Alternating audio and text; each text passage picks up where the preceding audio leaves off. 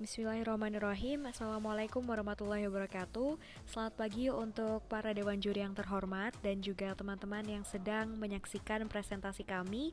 Perkenalkan, kami merupakan salah satu peserta dari Konferensi Mahasiswa Merdeka Belajar 2020.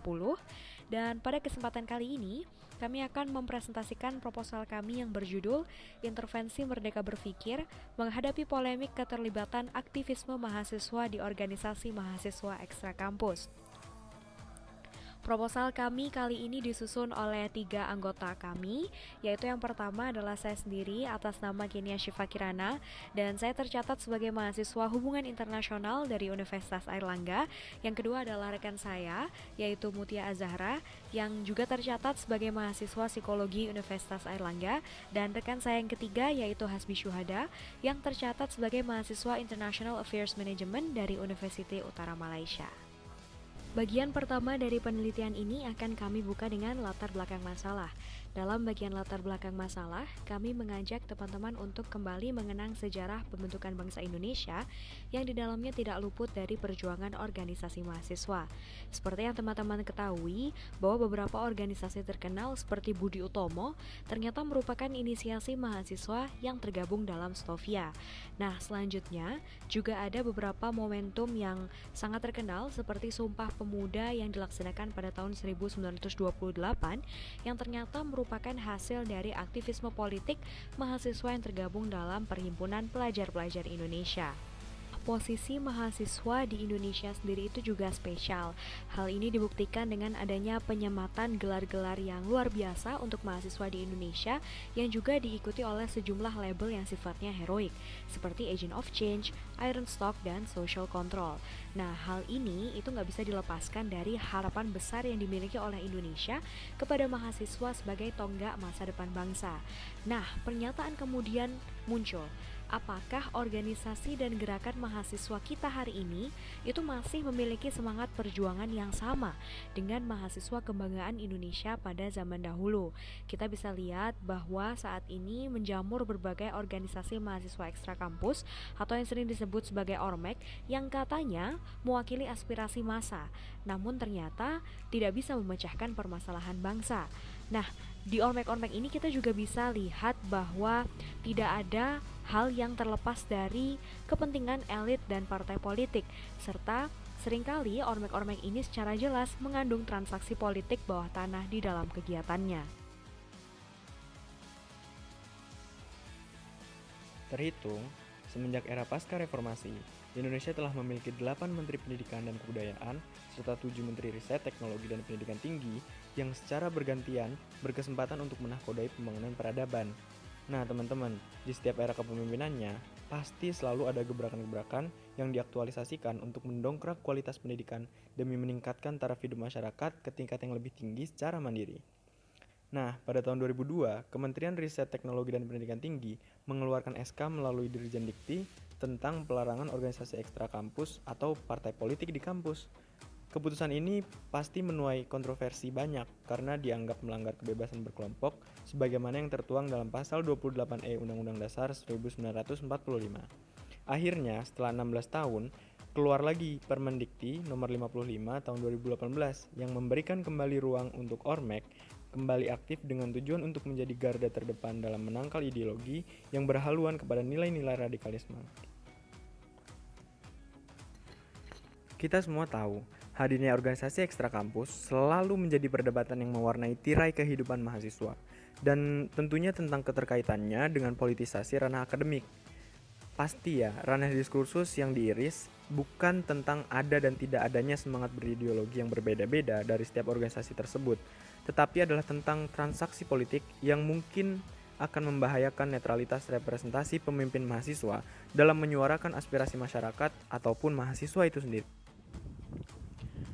Nah, menurut Mugumi dan Lusser, dalam sebuah riset mereka, sifat transaksional yang ada pada partai politik dan juga mahasiswa itu melibatkan pertukaran sumber daya seperti jabatan, material yang seutuhnya nanti akan menjadi karakteristik kunci dari hubungan mereka, dan yang pasti ini akan menjadi efek ambigu pada kemampuan pemimpin-pemimpin mahasiswa untuk mewakili aspirasi masyarakat dan mahasiswa itu sendiri.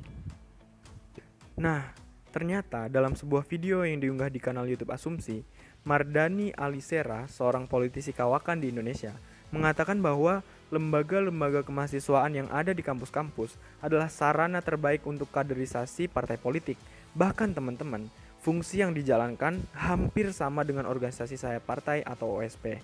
Nah, oleh karena itu, menurut tim penulis, hal ini adalah satu masalah yang mengganggu keberlangsungan netralitas institusi pendidikan tinggi. Lantas gimana sih solusinya? Yuk kita simak penjelasannya setelah ini.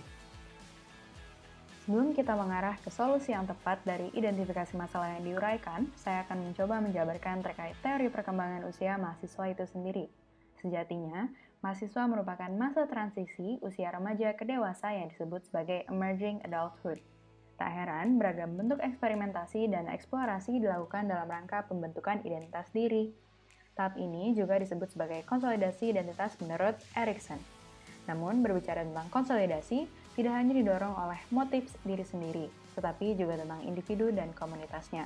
Hal tersebut yang menyebabkan mahasiswa membutuhkan pencarian makna dan berafiliasi dengan organisasi, tradisi keagamaan, atau tujuan sosial lainnya. Social rewards menjadi alasan mengapa sebagian besar mahasiswa ingin terlibat dalam organisasi. Hal ini dikarenakan adanya sense of coherence dengan anggota lainnya dalam organisasi tersebut.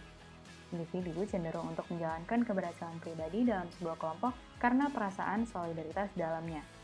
Solidaritas atau identifikasi dengan sebuah kelompok berhubungan dengan mengapa keterikatan organisasional pada generasi muda berpotensi dengan keterikatan politis di masa dewasa. Para anggota akan mengalami sense of collective efficacy, yaitu keyakinan dalam kapasitas kelompok untuk mencapai sesuatu tujuan secara bersama-sama. Sehingga tujuan politik penting untuk dipertahankan dalam mencapai tindakan kolektif.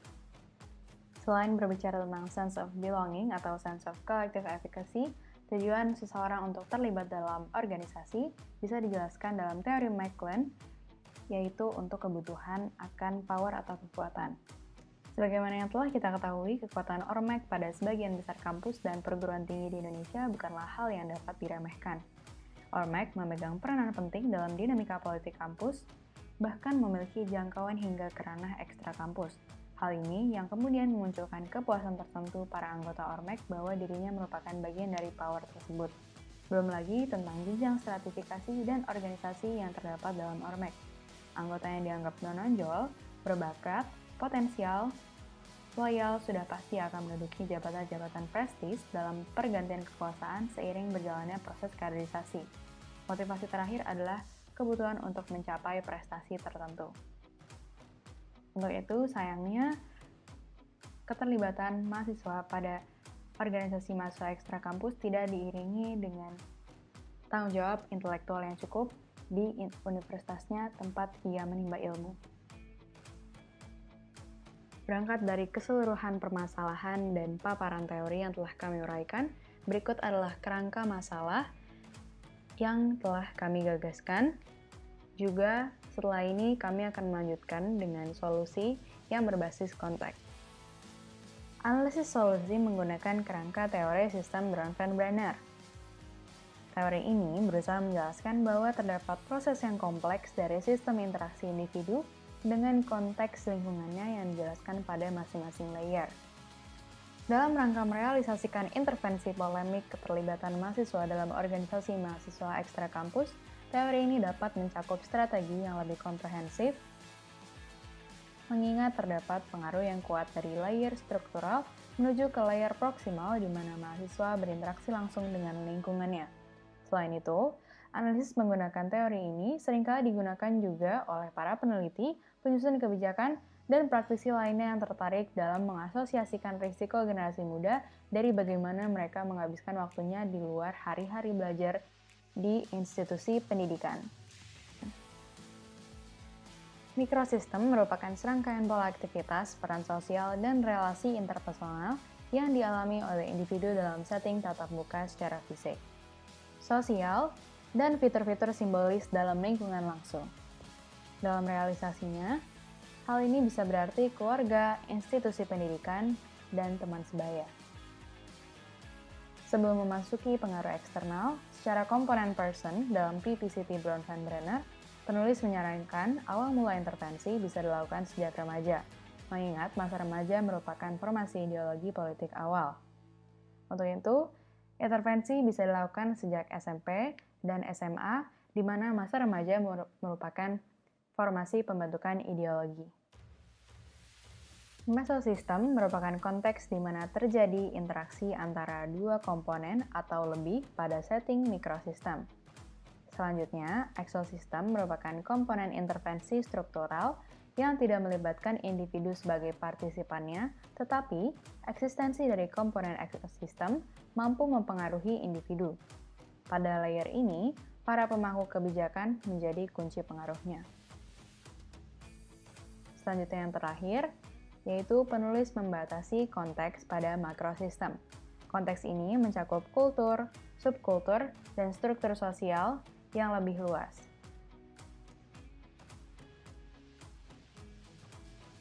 Sebagaimana yang telah kami gambarkan dalam proposal kami bahwa komponen mikrosistem merupakan komponen yang terpenting karena komponen ini atau konteks ini merupakan layer yang paling bersentuhan dengan individu, dalam hal ini mahasiswa secara langsung. Kami berusaha menggagaskan solusi dan langkah strategis intervensinya sejak SMP atau SMA, mengingat masa remaja sebelum memasuki masa transisi dewasa menjadi mahasiswa merupakan masa formasi ideologi yang tepat. Kemudian, berikut adalah solusi dan langkah strategis intervensi berbasis konteks mikrosistem yang kami gagaskan. Yang pertama, dikarenakan pentingnya membangun iklim yang terbuka akan diskusi di rumah dan di sekolah, kami menggagaskan bahwa pemerintah perlu untuk berkolaborasi dengan lembaga swadaya masyarakat dalam rangka mengejarkan edukasi tersebut. Kemudian yang kedua adalah pemberian tugas-tugas di sekolah dan universitas yang membangkitkan iklim diskusi dan debat, berikut dengan penyajian argumentasi kritis secara tertulis, serta kewajiban memilih satu atau lebih kegiatan ekstrakurikuler atau organisasi dengan komponen public speaking, debat, pengabdian masyarakat sejak SMP dan SMA. Kemudian, transparansi kampus terkait organisasi-organisasi ekstra kampus yang memiliki pengaruh di lingkup universitas, pelatihan leadership bagi seluruh siswa, dan mahasiswa dari fasilitas kampus secara jangka panjang, tidak hanya berlaku semasa masa orientasi mahasiswa semata. Selanjutnya, solusi yang kami tawarkan berasal dari konteks mesosistem. Pada konteks ini, kami menawarkan gagasan bahwa perlunya interrelasi institusi pendidikan dan orang tua dalam sosialisasi pembangunan iklim diskusi dan edukasi terkait gaya kepengasuhan apa yang efektif untuk membentuk siswa ataupun mahasiswa yang nantinya akan kontributif ketika telah menjadi mahasiswa kelak. Selanjutnya, mengingat masalah ini merupakan masalah yang struktural sifatnya, untuk itu konteks ekosistem merupakan jawaban yang tepat dalam menguraikan solusi dan langkah strateginya. Yang pertama yaitu perlunya untuk pembangunan skema koordinasi dengan Bawaslu dalam langkah law enforcement terhadap pasal 86 Undang-Undang Nomor 8 Tahun 2012. Kemudian, melengkapi regulasi tersebut dengan pelarangan transaksi politik yang terjalin antara mahasiswa dengan partai politik dalam rangka menjaga netralitas ruang lingkup akademik. Selanjutnya, mengajukan bil revisi undang-undang terkait ambang batas parlemen untuk tetap memberikan ruang bagi mahasiswa aktif untuk berkontestasi dan membawa aspirasinya melalui jalur independen. Mengalokasikan anggaran lebih kepada think tank organization yang ada di kampus-kampus untuk mengampanyekan merdeka berpikir melalui sarana yang netral dan bebas nilai, terlebih lagi untuk mencegah pendapatan sponsor dari partai politik. Terakhir, perlunya kurikulum berbasis isu atau Issue-Centered Education sebagai subpaket kebijakan Merdeka Belajar, disertai dengan pelatihan guru yang mampu menjadi katalisator diskusi isu-isu di dalam kelas. Konteks terakhir datang dari makrosistem. Untuk itu, sebagaimana konteks ini membahas tentang kultur dan subkultur, diperlukannya key opinion leader untuk melakukan partnership bersama pemerintah untuk melakukan kampanye pemerintahan berasaskan good governance dan edukasi politik untuk menghindari praktek politik praktis. Peneliti optimis bahwa topik penelitian kali ini memiliki proyeksi keberhasilan yang cukup bagus. Hal ini didasarkan dengan fakta bahwa permasalahan yang diungkapkan oleh peneliti merupakan permasalahan krusial dan telah menjadi perdebatan panas dalam kurikulum pendidikan tinggi selama bertahun-tahun. Selain itu, lingkup problematika yang diungkapkan oleh peneliti juga bersifat inklusif, sehingga permasalahan yang diungkapkan oleh tim peneliti tidak hanya menyentuh permasalahan dari beberapa aktor pendidikan tinggi saja, namun memiliki jangkauan yang lebih luas daripada itu.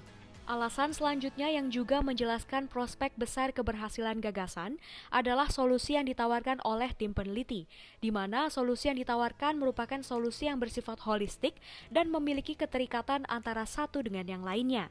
Tidak hanya memandang pemerintah sebagai aktor tunggal pemangku kebijakan utama dalam berbagai keputusan yang terdapat dalam peraturan pendidikan tinggi, namun peneliti juga berusaha untuk menjangkau dan merangkul aspek-aspek lainnya, seperti lingkungan keluarga dan lingkungan pendidikan, sebagai salah satu determinan utama dalam pembentukan kepribadian individu. Selain itu, solusi yang ditawarkan oleh peneliti juga memiliki sifat yang aplikatif karena didasarkan atas keadaan faktual di lingkungan perguruan tinggi yang juga ditunjang dengan berbagai landasan teori serta keilmuan.